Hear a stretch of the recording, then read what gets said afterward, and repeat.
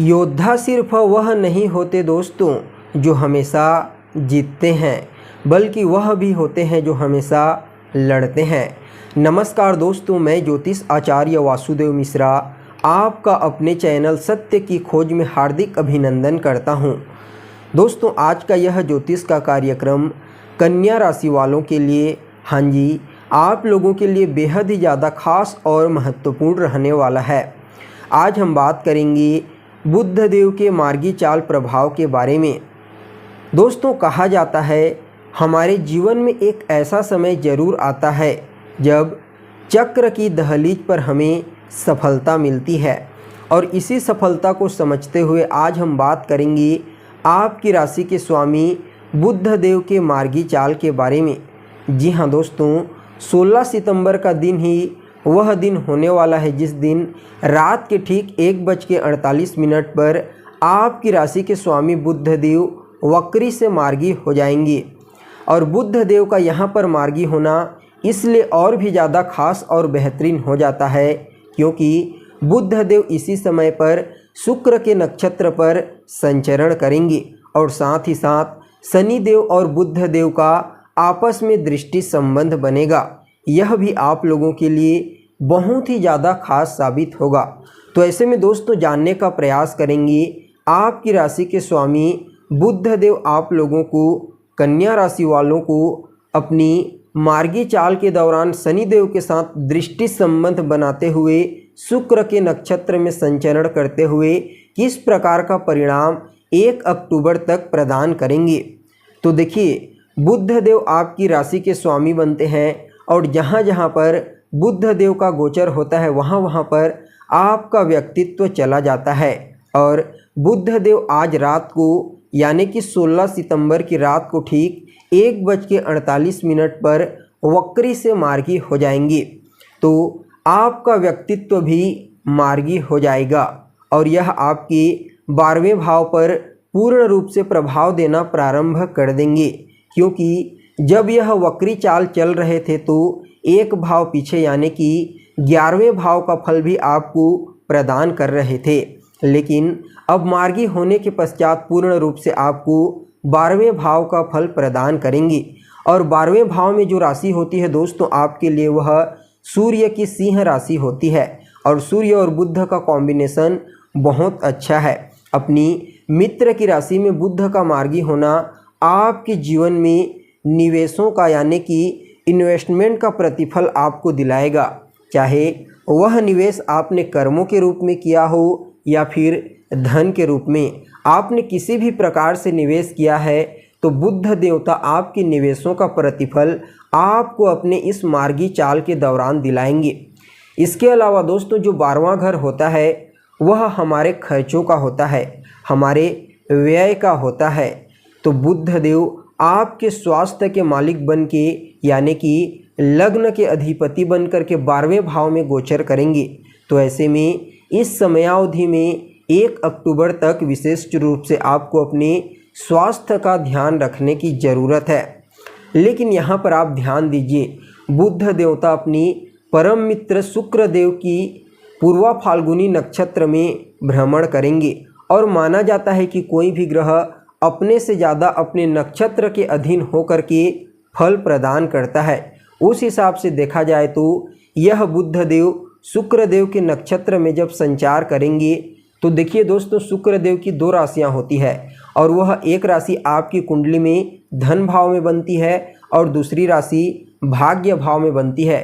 कितना अच्छा कॉम्बिनेशन है। मतलब इस समय बुध देव खुद 12वें भाव में होने के साथ साथ आपके धन भाव और भाग्य भाव को जागृत कर देंगे।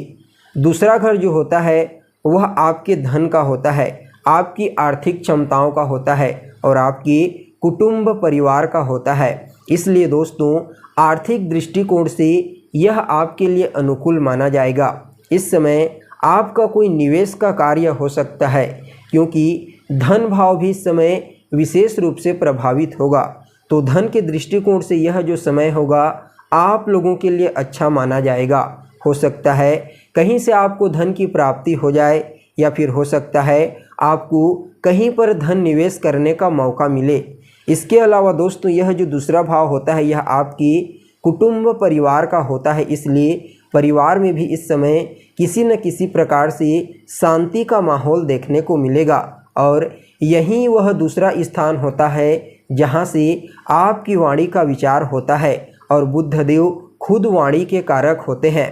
तो ऐसे में दोस्तों जब बुध देव का प्रभाव शुक्र के नक्षत्र के ऊपर रहेगा तो आपकी वाणी में भी मिठास आ जाएगी, और जब वाणी में मिठास आती है तो कार्य अपने आप बनने लगते हैं। जिस प्रकार से कोयल की आवाज़ को सुनने के लिए हर कोई तरसता है, ठीक उसी प्रकार से दोस्तों इस समय बुध देव और शुक्र देव मिल करके आपकी वाणी में मिठास लाने का कार्य करेंगे। वैसे तो शुक्र देव सदैव के लिए आपकी वाणी के मालिक बनते हैं, इसलिए आपने अपने जीवन में यह भी जरूर देखा होगा, जो कार्य जब आपका नहीं बनने वाला होता है उस समय आप अपनी वाणी से, अपने कम्युनिकेशन स्किल से, तार्किक शक्ति से बड़ी आसानी से लोगों के साथ जुड़ करके उस कार्य को पूरा कर लेते हैं। और यहीं पर दोस्तों बुध देव शुक्र की दूसरी राशि जो भाग्य भाव में बनती है उसे भी प्रभावित करेंगे। तो इस समय बुध देव अपनी मार्गी चाल के दौरान आपके भाग्य की जागृत होने की संभावना को भी बढ़ा देंगी। अगर कुछ खर्च करके अपने भाग्य को मजबूत बनाने का मौका आपको मिलता है तो बिल्कुल भी मत चूकिए, क्योंकि बुध देव खर्च भाव पर बैठे हैं और भाग्य भाव को जागृत करेंगे। देखिए, खर्च का मतलब सिर्फ पैसा ही नहीं होता, कर्म से भी होता है। अगर आपको अपने भाग्य को जागृत करने के लिए कहीं पर कुछ ज़्यादा मेहनत करना पड़ जाए, कुछ ज़्यादा एफर्ट करना पड़ जाए तो पीछे न हटें। क्यों? क्योंकि परिणाम सुखद प्राप्त होगा, बेहतर प्राप्त होगा, क्योंकि भाग्य का प्रभाव आपको मिलेगा। उच्च अधिकारियों के से सहयोग के लिए भी यह नवम भाव होता है। इसलिए दोस्तों इस समय कोशिश करें जो आपके सीनियर हैं, जो आपके उच्च अधिकारी हैं, उनसे किसी भी प्रकार का कोई वैचारिक मतभेद ना हो, क्योंकि आपके कार्य वहीं से बनने वाले हैं। इसलिए जहाँ से आपका कार्य बनता है वहाँ पर अगर थोड़ा सा आप नतमस्तक भी हो जाते हैं तो इससे आपका कोई घाटा नहीं होगा। वैसे तो आपकी राशि के स्वामी बुध देव बनते हैं और जन्मजात आपके अंदर यह गुण पाया जाता है कि दो लोगों के बीच में जब बहस होती रहती है, वाद विवाद होता रहता है, तो उस समय बड़ी आसानी से उन दोनों के बीच में सामंजस्य करके उन दोनों को मिला देते हैं। देखिए दोस्तों, कभी कभी गोचर कुंडली में ऐसी स्थिति का निर्माण हो जाता है जब दो ग्रह एक दूसरे के ठीक आमने सामने आ जाते हैं और एक दूसरे को दृष्टिगोचर करने लगते हैं।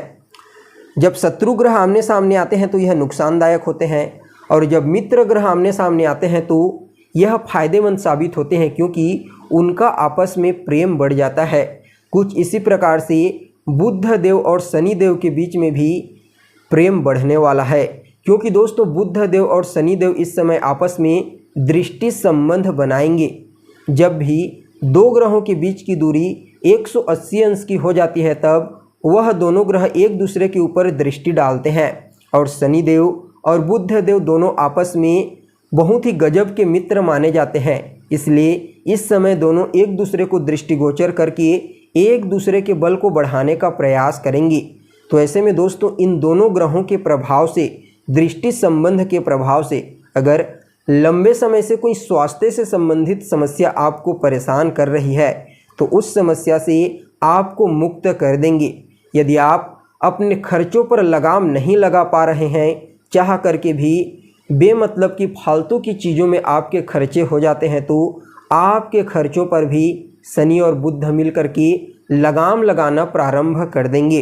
इस समय आप अपनी हानि से, रोगों से, शत्रुओं से, कुछ भी चीज़ हो उन सभी चीज़ों से मुक्त होने वाले हैं। आपको बुध देव और शनि देव मिल करके एक ऐसी बुद्धिमत्ता और चतुराई प्रदान करेंगे कि आप बड़ी आसानी से अपने शत्रुओं से, अपने खर्चों से और अपने हानियों से ऊपर उड़ जाएंगे और उन्हें डाउन कर देंगे।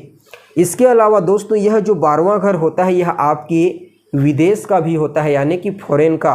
और जब शनि देव की दृष्टि 12वें भाव पर पड़ती है और बुध का संबंध शनि के साथ बनता है तो विदेश से संबंधित सफलताएं प्राप्त होती है। अगर आप विदेश में करियर बनाना चाहते हैं या फिर शिक्षा ग्रहण करना चाहते हैं, दोनों ही परिप्रेक्ष्य से इसे एक सुंदर संयोग माना जा सकता है। बुध हमारी बुद्धिमत्ता है, व्यापार है, और शनि कौन है? तो वह हमारे कर्म है, नौकरी है, और दोनों का संयोग मिलकर के जीवन को बहुत ही लाभान्वित कर सकता है इस टाइम पीरियड पर। यानी कि कुल मिलाकर के देखा जाए तो बुध देव का मार्गी चाल और शनि देव के साथ दृष्टि संबंध बनाना, अपनी मित्र के नक्षत्र में गोचर करना 1 अक्टूबर तक आप लोगों के लिए कई मायनों में बहुत ही ज़्यादा फायदेमंद साबित होगा। तो दोस्तों, यह तो हो गई आपके लिए बुध देव की मार्गी चाल का हाल। अब चलिए जान लेते हैं बुध देव के इस मार्गी चाल को बेहतर बनाने के लिए आपको क्या करना चाहिए। तो देखिए, नियमित रूप से बुध देव के बीज मंत्र ओम बूम बुद्धाय नमः, इसका 108 बार जाप करें। इससे आपका भाग्य जागृत होता रहेगा। और नियमित रूप से पक्षियों को कुछ न कुछ दाना डालते रहिए, कुछ न कुछ खाने पीने को उन्हें देते रहिए। इससे आपके बुध हमेशा आपके लिए सकारात्मक रहेंगे।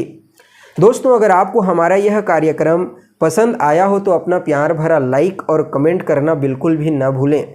आपकी एक लाइक से हमें बहुत मोटिवेशन मिलता है कि हमने आपके लिए अच्छा कार्य किया है।